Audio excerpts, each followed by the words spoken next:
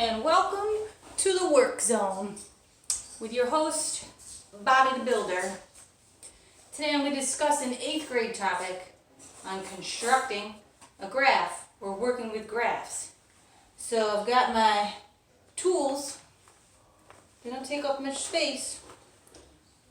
I'll show you them in detail in the next video. But I wanted to go over a quick concept about slope. Think of slope as you're out for a jog. So I'm out for a jog, and here comes a hill. Not a big fan of uphill. Uphill is more work, positive. Then, luckily, if normally there's an uphill, there's almost always a downhill.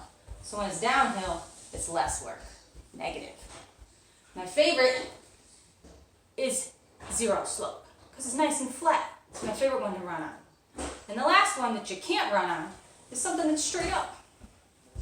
That's impossible, because it rises, but it doesn't run, which makes it undefined. And now I'm going to go over a few things from that 8th grade quiz and a BRB. So I wanted to go over a few things from that quiz to help you get it corrected and give an example of what corrections should look like. I did circle all the correct answers, so really I'm looking for some explanations along with that. I don't really need the answer told to me because I already know it. So going on the last topic I was just discussing about slope, this one says which one has a slope of 0. If you remember from my demonstration, a slope of 0 is the best road to run on because it's flat. Now, just circling the answer at this point isn't really enough. For you to really show me you know what you're doing, you should really label each one of these. And if you look at your mega notes on slope, at least one of those should have had Mr. Slope on it.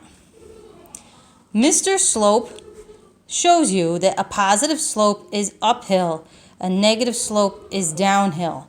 An undefined slope is vertical.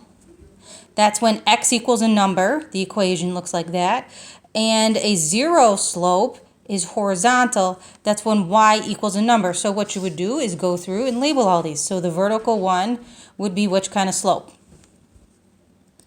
That's right, undefined.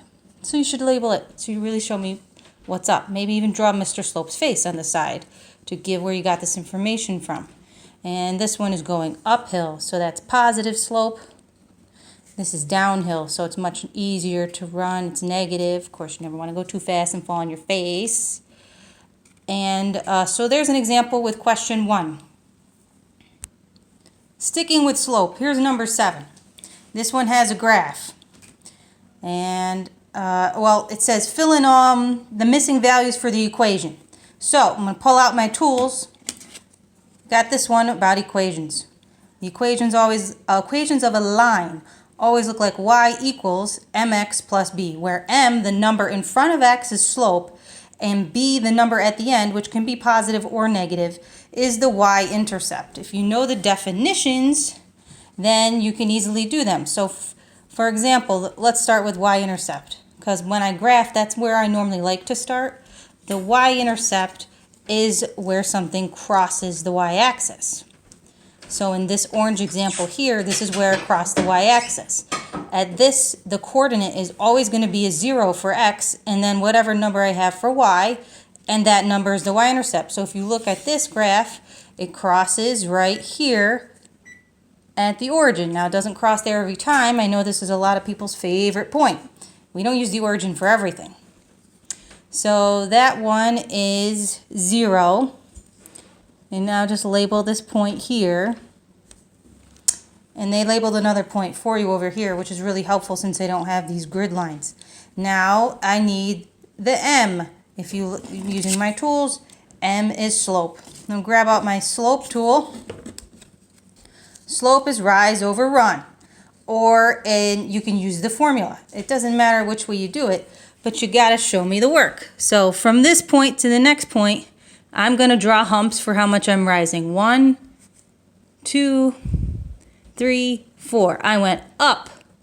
4. You got to give me the positives or negatives, rights, lefts, ups, or down. This one is to the right 1. So I'm going to write my work. Rise over run. which is slope, is 4/1. That's one way to do it. I could have also went down 1, 2, 3, 4, and left 1. 2 negatives make a positive, so the slope is still 4 anyway. But besides that, we could have used the y1 minus y2 over x1 minus x2. Notice how I left some spaces in there. I don't think we all had the formula right. Make sure you're checking out the mega notes. You're only substituting for these coordinates. So I'm going to put the minus back down on the paper because that part's going to stay. Oops. And, oh, where'd my other tool go? I had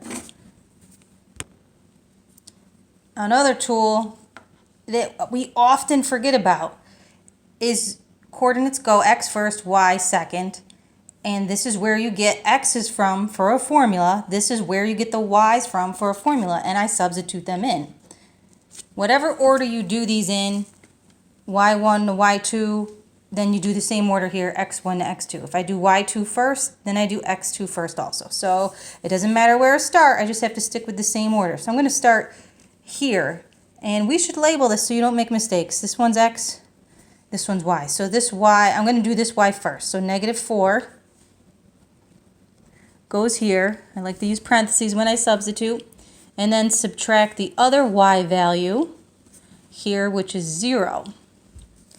Starting with the same point I started with last time, -1, and the other is 0, which comes out to be, of course, still 4. And again, one of the reasons why I like math is because you have options. You don't have to do things the same way every time. So you don't have to show both of those. You have to choose the one that works for you. Now I'm going to try and find one more example, and then this video will probably be long enough. Alright, I'm going to do 16 and 17. Now please remember that you can get examples and work for all of these from redoing the quiz on Castle Learning, because if you scroll down, you're going to see the work in the answers. And if you don't understand their work, then you message me. And remember, there's almost always more than one way to do stuff. I am pretty sure I saw a lot of people making faces when they got to this question, number 16. So it's a little cut off on your quiz. I think I put it together. I think I whited this out. So I'm going to rewrite it. It says y equals 2x plus b. What's b? Okay, what is this? This is a point. Another word for point is coordinate. I'm going to get out that tool again. A coordinate has the x first and the y second, and I can substitute it. Do you see an x? Do you see a y? Here's your x. Here's your y. So I'm going to substitute it. And you're going to tell yourself, wow, that's way easier than I thought. Ooh, a little out of focus. There we go. After that, it's just simplifying and then solving. Simplify before you solve. So this is still 0. This is -2. And if I want to get b by itself, I have to do opposites. That will cancel, and I will find out that b is 2. You probably had a wrinkle in your head for number 17. What tool do I need to use for this? Well, let's see. What do I want? What is the slope of the graph? And they didn't give me any coordinates, so I'm not going to take that tool out. But they asked for slope. Let me see. Yeah, they didn't give me any coordinates. I don't have a picture to look at the rise over run. Let me grab something else. Might not be the right tool for the job. Let's look at this. This tool probably looks like it will fit. So it says y equals mx plus b. When, say when, 1y, because anytime there's no number in front, it's implied that the coefficient is 1. When I have 1y all by itself, on the other side, the number in front of x will be the slope. Does this say 1y equals? No, it does not. So what we need to do is make it look like this. So, if y is my princess who I'm trying to save, And this story is in another video on my channel, the story of Princess, in this case, Princess Y. We're going to need to go get the attackers who are furthest away first. So we're going to get rid of this 6x. And anytime I want something to go to the opposite side, I need to do the opposite to it. So I'm attacking 6x with the opposite, which is a negative 6x. I do it to the left, I do it to the right. I drop it like it's hot, and I see what I got. Now, when you drop it like it's hot, remember the dude who is in front of Princess Y is a negative 2. These are not like terms. I cannot add them together. And if I want to stick with making it look like this, I'm going to want to put my x first. So I'm going to put the negative 6x here. And that is, nothing's there, so it's assumed to be a positive or a plus. 15. We are almost there. It does not say 1y. So to get rid of the final attacker to Princess Y, the one who is the closest to her, who I attack last, I'm going to get rid of this negative 2. Negative 2 is attacking Y with a times. So the opposite will be division. I divide everything on the left, and I divide everything on the right. I can write it like they do in these problems with just one line and a negative 2 underneath, but I like to do it separated for each. Both of them are equivalent. So I'm running out of room, so I'm going to do some more work down here.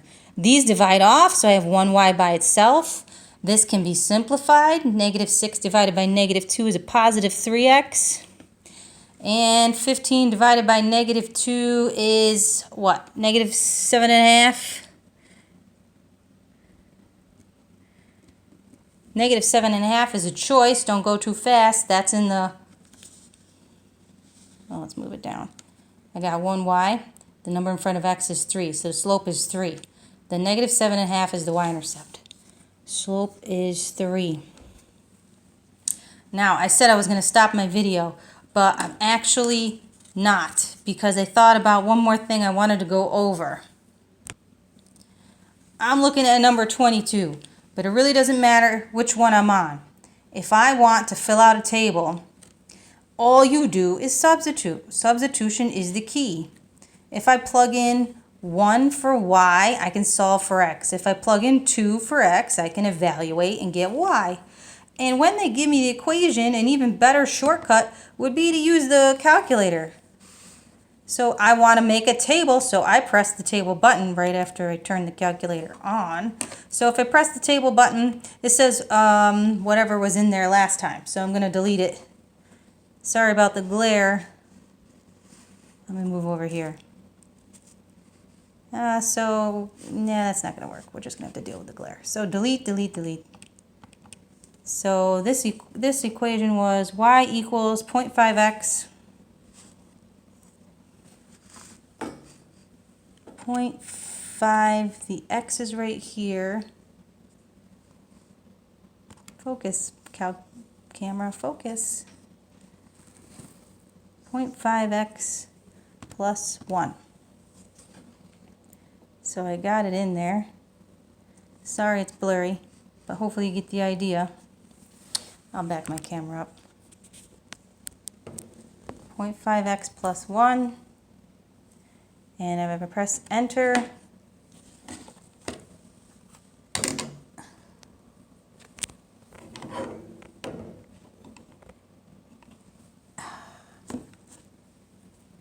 start at 0.